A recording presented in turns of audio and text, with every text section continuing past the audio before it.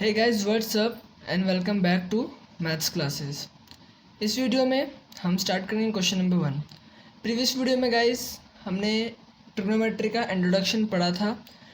उस introduction part में मैंने आपको ट्रिग्नोमेट्री की डेफिनेशन बताई थी कि what is mean by trigonometry, और साइन थीटा, कॉस थीटा और टेन थीटा के बारे में भी बताया था। उसकी वैल्यू कैसे निकलती है वो भी बताया था, और एक ट्रिक बताई थी। इस ट्रिक का क्या नाम था कि पंडित बद्री प्रसाद हर हर भोले सोना चांदी तोले। ठीक है, सो ये वो ट्रिक थी। अब इस वीडियो में गाइस हम स्टार्ट करेंगे क्वेश्चन नंबर 1 उसी sine theta, cos theta, tan theta की वैल्यू से। ठीक है, तो चलिए स्टार्ट करते हैं। सो क्वेश्चन नंबर 1 हमें क्या बोल रहा है, in triangle A B C right angle at B A B equals 24 centimetre and B C equals to 7 centimetre. हमें क्या डिटरमाइन करना है कि साइन ए और कॉस ए और कॉस सी और साइन सी की हमें वैल्यू निकालनी है। गाइज ए और सी का टेंशन मत लो, ए और सी का मतलब थीटा ही होता है। ए और सी का मतलब थीटा होता है और थीटा का मतलब एंगल होता है। ठीक है, तो हमें क्वेश्चन जैसे जैसे बोल रखा है हम वैसे वैसे सेम टू सेम करेंगे। क्वेश्चन में स्टार्टिंग क्या है कि इन ट्राइंगल ए बी सी, तो सबसे पहले हम ट्राइंगल ए बी सी बनाएंगे। कुछ ऐसा बनेगा। ठीक है, in triangle A B C, A B C, फिर क्या बोला है, right angle at B, right angle at B, यहाँ पे राइट एंगल कितने का, 90 डिग्री का। ठीक है, फिर क्या बोला है कि A B equals to 24 centimetre. जो ये है ए बी है वो हमारे पास कितना है, 24 सेंटीमीटर, ये 24 सेंटीमीटर है। और B C equals to 7 centimetre, ये रहा हमारा बी सी, ये हमारे पास 7 सेंटीमीटर है। ठीक है, अब हमें ए सी फाइंड करना है। ए बी है, बी सी है और हमें ए सी फाइंड करना है। सो ए सी कैसे फाइंड करेंगे। सो गाइस ए सी फाइंड करने का एक फॉर्मूला होता है। कौन सा फॉर्मूला होता है, वो पाइथागोरस फॉर्मूला होता है। पाइथागोरस फॉर्मूला आपने 9th क्लास में एकदम अच्छी तरह से पढ़ लिया होगा, पाइथागोरस थ्योरम में। सो पाइथागोरस थ्योरम का फॉर्मूला क्या है, अगर नहीं आता तो मैं आपको बता देता हूँ, और अगर आपको आता है तो बढ़िया है। देखो पाइथागोरस फॉर्मूला क्या होता है, ए सी, मैं इस ट्राइंगल की हेल्प से आपको पाइथागोरस फॉर्मूला बता रहा हूँ। ठीक है, A C square equals to A B square plus B C square, A C square equals to A B square plus B C square.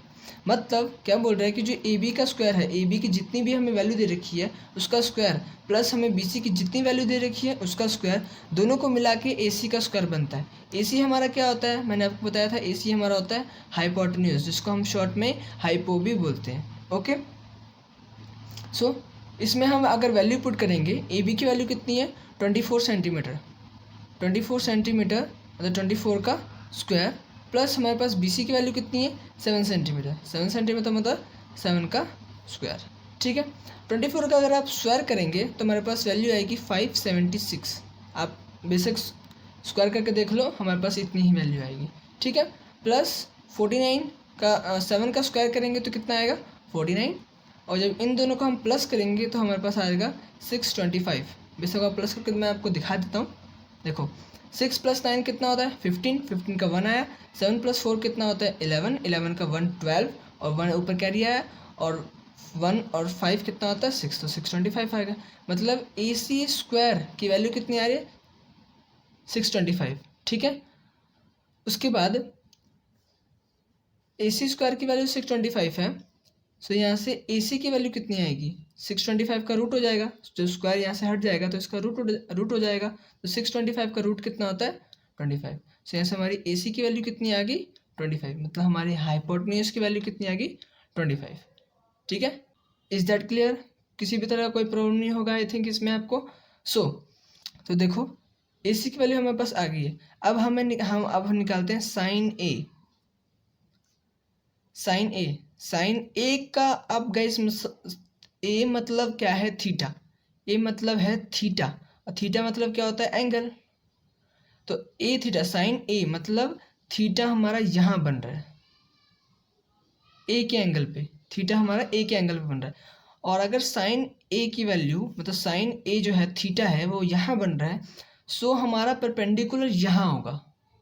मैंने आपको इंट्रोडक्शन में गाइस बताया था कि जिस लाइन के साथ थीटा एंगल जुड़ रहा है उसकी जस्ट अपोजिट लाइन हमारी परपेंडिकुलर होती है। तो इस ट्रायंगल में थीटा हमारा AC के साथ अटैच हो रहा है और AB के साथ अटैच हो रहा है। सो हमारा जो थीटा का अपोजिट एंगल होगा वो हमारी परपेंडिकुलर होगी, मतलब हमारी BC क्या है, परपेंडिकुलर है। गाइस इस डायग्राम को ऐसे सोचो ना, देखो इस डायग्राम को ऐसे ऐसे उठाओ, ऐसे करके ऐसे उठा के देखो, तो ये BC चल जाएगा यहाँ पे, AC आ जाएगा इस साइड और जो AB है वो चल जाएगा नीचे। सो AB क्या हुआ हमारा बेस, BC क्या हुआ हमारा परपेंडिकुलर और जो AC है वो क्या हुआ हमारा हाइपोटेन्यूज। ठीक है, इज दैट क्लियर। अब देखो साइन की वैल्यू मैंने आपको इंट्रोडक्शन पार्ट में बताई थी। साइन की वैल्यू क्या होती है, परपेंडिकुलर अपॉन में हाइपोटेन्यूज मतलब P अपॉन में H। ठीक है, P अपॉन में H होता है। सो इस अगर ट्रायंगल में थीटा को यहाँ रख के हम परपेंडिकुलर और बेस देखेंगे, सो इस ट्रायंगल में हमारा परपेंडिकुलर ये आएगा, थीटा के जस्ट अपोजिट वाला परपेंडिकुलर होता है। सो BC हमारा परपेंडिकुलर होता है, परपेंडिकुलर की वैल्यू कितनी आ रही है 7। सो यहाँ से परपेंडिकुलर की वैल्यू कितनी आएगी 7 अपॉन में हाइपोटेन्यूज। हाइपोटेन्यूज तो गाइस यही होता है, सबसे बड़ी वाली साइड कौन सी होता है, हाइपोटेन्यूज। हाइपोटेन्यूज तो AC है और AC ही हमेशा रहेगा। हाइपोटेन्यूज AC हुआ तो AC की वैल्यू हमने निकाली 25 सेंटीमीटर। सो AC की वैल्यू यहाँ पे कितनी आ गई, मतलब H की वैल्यू हाइपोटेन्यूज की वैल्यू कितनी आ गई 25। तो 7 अपॉन 25 हमारा साइन A हो गया। अब कॉस A निकालते हैं guys, cos A। So cos A की वैल्यू हमारे पास कितनी आएगी, कॉस का मैंने आपको फॉर्मूला बताया था इंट्रोडक्शन पार्ट में। कॉस का फॉर्मूला होता है, कॉस A का मतलब कॉस थीटा का फॉर्मूला होता है B अपॉन में H, बेस अपॉन में हाइपोटेन्यूज। ठीक है, सो अगर इस ट्रायंगल में हम बेस देखेंगे तो इस ट्रायंगल में हमारा बेस AB है क्योंकि थीटा इसके साथ जुड़ रहा है। ठीक है, सो अगर ये परपेंडिकुलर तो गाइस ये बेस होगा। तो इस ट्रायंगल में ABC ट्रायंगल में हमारा जो बेस है वो हमारा AB है। ठीक है, सो AB है तो AB की वैल्यू कितनी आ रही है 24 सेंटीमीटर। सो बेस की कितनी आ रही है 24 सेंटीमीटर और हाइपोटेन्यूज हमने निकाला है AC हमारा हाइपोटेन्यूज, इसकी वैल्यू आ रही है 25 सेंटीमीटर। ठीक है, सो 24 अपॉन में 25 कॉस A हो जाएगा। सो ये गाइस तो हो गया हमारा फर्स्ट पार्ट। अब देख लेते हैं यहाँ पे सेकंड पार्ट। सेकंड पार्ट में हमारा फर्स्ट क्या दे रखा है cos C। Guys NCERT book में साइन जो C है वो पहले दे रखा है और कॉस C बाद में दे रखा है, वो एकदम ठीक दे रखा है गाइज। मैंने यहाँ पे गलत लिख दिया, यहाँ पे मैंने पहले कॉस लिख दिया तो मैंने सोचा आप काटूंगा तो अच्छा नहीं लगेगा, तो मैंने यहाँ पे पहले कॉस ही लिख दिया और फिर उसके बाद साइन लिखा। ठीक है, तो इसमें कोई प्रॉब्लम नहीं है। चलिए हम सबसे पहले साइन C की ही वैल्यू निकाल लेते हैं। साइन C की वैल्यू देखो, अब गाइज देखो यहाँ पे C है मतलब हमारा जो एंगल है जो हमारा थीटा है वो हमारा थीटा यहाँ बन रहा है C एंगल पे।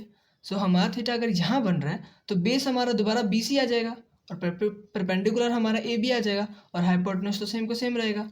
तो परपेंडिकुलर AB और हमारा जो बेस है वो BC आ जाएगा। तो साइन की वैल्यू तो साइन का फॉर्मूला तो सेम रहेगा P अपॉन में H। साइन का फॉर्मूला में कोई डिफरेंस नहीं है, बस बेस और परपेंडिकुलर में डिफरेंस आ जाएगा। ठीक है, क्योंकि थीटा एंगल चेंज हुआ है ना। सो अगर इससे देखेंगे सो हमारा परपेंडिकुलर क्या होगा AB 24 और हमारा हाइपोटेन्यूज तो सेम ही है AC की वैल्यू कितनी है 25। मैं यहाँ पे लिख देता हूँ AC की वैल्यू कितनी है 25 सेंटीमीटर। ठीक है, तो 24 अपॉन में 25 साइन C की वैल्यू आ गई। ठीक है, अब कॉस C की वैल्यू देख लेते हैं। कॉस C का गाइस फॉर्मूला क्या होता है B अपॉन में H। मैंने बताया था साइन और कॉस का फॉर्मूला चेंज नहीं होगा, खाली एंगल चेंज हुआ है तो उसका परपेंडिकुलर और बेस में डिफरेंस आ जाएगा, हाइपोटेन्यूज में भी कोई चेंज नहीं होगा। ठीक है, सो कॉस C की वैल्यू हमारी B अपॉन H है और अगर इस ट्रायंगल में हम बेस देखेंगे तो इस ट्रायंगल में बेस हमारा 7 ही है, बेस में कोई डिफरेंस नहीं है 7 है और हाइपोटेन्यूज हमारा AC है, AC 25 सेंटीमीटर है। सो हाइपोटेन्यूज हमारा 25 सेंटीमीटर आ गया। ठीक है, सो कॉस C की वैल्यू भी आ गई 7/25 centimetre. Okay guys, so sine A की वैल्यू 7/25 और कॉस A की 24/25 और साइन C की 24/25 और cos c की 7/25। सो गाइज ये 3 वैल्यू आ गई है, हमें ये 3 वैल्यू हुई बोली थी फाइंड करने के लिए, हमने डिटरमाइन करना था, इन सब की वैल्यू निकालनी थी, हमने इन सब की वैल्यू निकाल दी। ठीक है, अब इन सब की वैल्यू निकल रखी है और मैंने आपको पाइथागोरस थ्योरम भी एक अच्छी तरह से समझा दी है। इस पाइथागोरस थ्योरम को गाइज याद रखना, ये थ्योरम बहुत इंपॉर्टेंट है, वेरी वेरी वेरी इंपॉर्टेंट। ठीक है, ये थ्योरम आपको याद रखनी है, आगे 8.1 के आगे जो जितने भी क्वेश्चन होंगे उसमें थ्योरम बहुत यूज होगी। ओके, सो गाइज आज की वीडियो के लिए बस इतना ही। क्वेश्चन नंबर 1 कंप्लीट हो चुका है, अगली वीडियो हम स्टार्ट करेंगे क्वेश्चन नंबर 2। आई थिंक आपको अच्छी तरह समझ में आ गया होगा। मिलते हैं अगली वीडियो में, see you in the next video, bye bye guys.